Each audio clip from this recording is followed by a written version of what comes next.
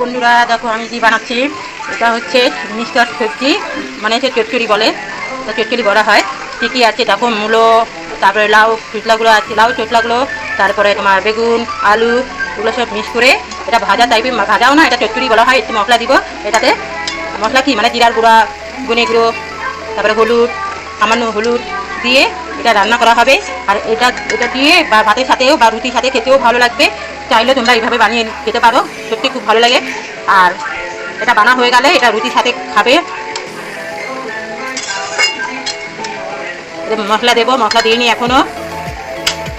যাচ্ছে 1 চামচ হলুদ, জিরার গুঁড়ো, ধনে গুঁড়ো, আর এটাকে ভালো করে নেড়ে ছেড়ে এবার ঢাকা দিয়ে দিব। দিয়ে নিতে হবে, ভালো করে কষা হয়ে গেলে ঢাকনা দিয়ে দেবো। দিয়েছিলাম 15 মিনিট মতো, সময় লাগবে 15 মিনিট। 15 মিনিট হয়ে গেল, এবার ঢাকনাটা খুলবো। তৈরি হয়েই গেল।